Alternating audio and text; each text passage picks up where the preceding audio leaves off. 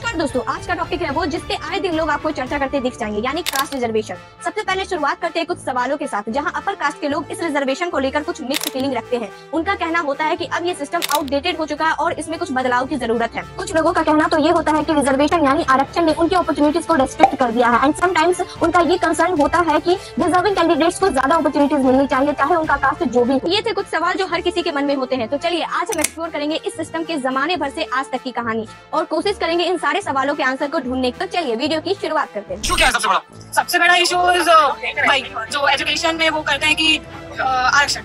नई बात मैं उस पे पॉइंट बताऊं, जातिगत भेदभाव होते हैं कि नहीं होते हैं आते मैंने पता मैं पूछा। जेई के मुद्दे में भी देख लो तो हमारा इस बार का कट ऑफ 91 और उनका 32, 33, 65। तो अब ऐसा तो है नहीं कि हमारे पास रिसोर्सेज ज्यादा है। Was make progress. So India legalized caste-based reservation. The idea was to uplift certain pockets of the society, put them at the same level with others. States were reserved for certain communities in schools, jobs, and legislature. The arrangement was supposed to end in 10 years. The 10 years passed.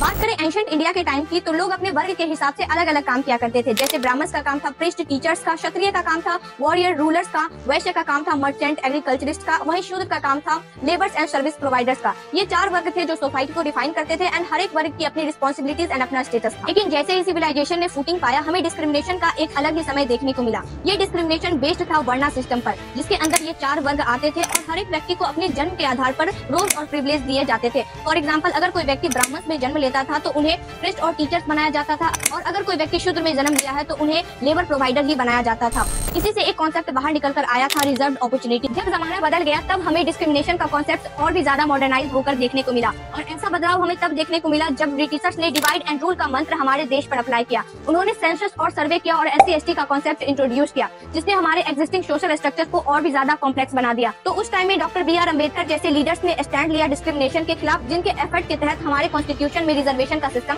लाया गया। लेकिन इस सफर में ये कदम बस एक शुरुआत थी। इंडिपेंडेंस के बाद हमारे देश ने डिसाइड किया कि अब हमें इस डिस्क्रिमिनेशन सिस्टम को हटाना होगा और हमारा मोटो होगा यूनिटी इन डाइवर्सिटी का। इसके बाद 1950 में हमारे कॉन्स्टिट्यूशन ने ऑफिशियली इनकॉर्पोरेट किया इन सारे रिजर्वेशन सिस्टम को, जिसके अंदर SC/ST और बाद में जाकर अदर बैकवर्ड क्लासेस यानी OBC को एक अलग रिकॉग्निशन मिली। जहां लोअर कास्ट लोगों को land ownership, educational system, government job में कोई अपॉर्चुनिटीज नहीं मिलती थी, वहीं इस रिजर्वेशन के थ्रू उन सारे लोगों को इक्वल अपॉर्चुनिटीज मिलने लगी। एजुकेशनल इंस्टीट्यूशंस और गवर्नमेंट जॉब में सीट रिजर्व होने से उन लोगों को भी मौका मिला जो कभी यहाँ तक पहुँच नहीं पाते थे। इसके बाद भारत में कई सारे एक्ट्स लाए गए रिजर्वेशन को लेकर, जैसे कि आर्टिकल 15(4) और 16(4) के तहत राज्यों के socially and educationally backward classes जैसे SC/ST, OBC के लिए स्पेशल प्रोविजन बनाने की परमिशन दी गई, जिसकी वजह से समानताएं बढ़ाई जा सके।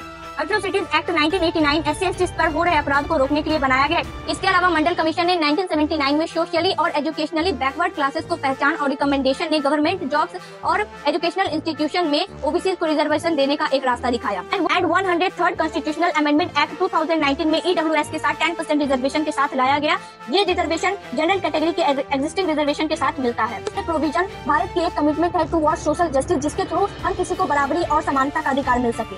अब कुछ लोगों का कहना होता है कि रिजर्वेशन तो खुद एक डिस्क्रिमिनेशन है, आप जाति के आधार पर लोगों का भेदभाव कर रहे हो, लेकिन हमारा कॉन्स्टिट्यूशन तो लॉ ऑफ इक्वलिटी को मानता है, तो क्या रिजर्वेशन इलीगल नहीं है? इन सारी बातों को समझने के लिए हमें कुछ एग्जाम्पल को समझना होगा। मान लीजिए कि आपके घर में 2 बच्चे हैं और हमें बाहर जाना है, तो हम उस वक्त क्या करते हैं? जो बच्चा नहीं चल सकता है उन्हें गोद में उठा लेते हैं और जो बच्चा चलता है उन्हें चलने दिया जाता है, या फिर हम ऐसा करते हैं कि यहाँ इक्वलिटी को फॉलो किया जाएगा और सभी को चलना पड़ेगा? बिल्कुल भी नहीं। इसके अलावा एक और एग्जाम्पल आप देख सकते हो कि मान लीजिए कि आपके घर में कोई बीमार पड़ा हुआ है एंड आप दवाई लाते हो, तो आप दवाई उस बच्चे को देते हो जिसको इसकी ज्यादा जरूरत है, या फिर सब इक्वलिटी फॉलो करके सभी कोई खाने लग जाते हैं? हम ऐसा बिल्कुल भी नहीं करते। ये सारी चीजें भी तो एक डिस्क्रिमिनेशन को ही दिखाती है। हम ये सारी चीजें इसलिए करते हैं ताकि इक्वलिटी मेंटेन हो सके, लेकिन हम उस वक्त ये सारी बातें को समझ जाते हैं क्योंकि लोग अपने होते हैं। लेकिन जैसे ही हम घर से बाहर निकलते हैं हम किसी को अपना नहीं समझते हैं। हमें समझना होगा कि हमारा देश भी एक परिवार की तरह है और हमें सबको साथ लेकर चलना है।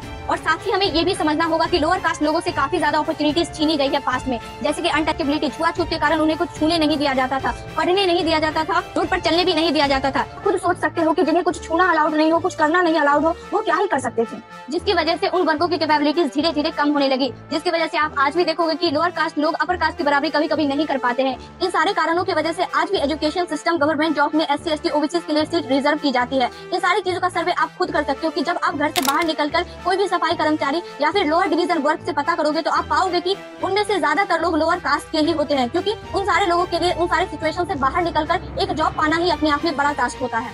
इतनी सारी चीजें होने के बावजूद बावजूद अगर हम कुछ कॉलेज और इंस्टीट्यूट का डाटा उठाकर चेक करें तो आज भी हमें रिजर्व सीट खाली ही मिल जाती है। और इसके बावजूद अगर हम आज रिजर्वेशन को बंद कर दें तो जो भी बैकवर्ड क्लासेस जो स्लो स्पीड में आगे बढ़ रही हैं वो बिल्कुल ही रुक जाएंगी।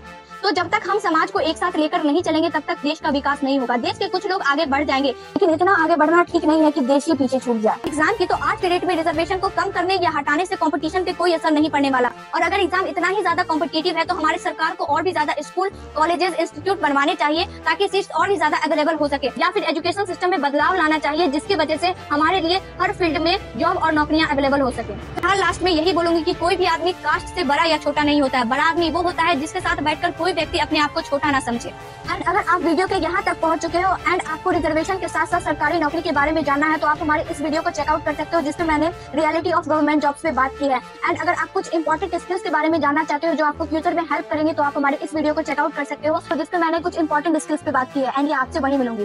धन्यवाद।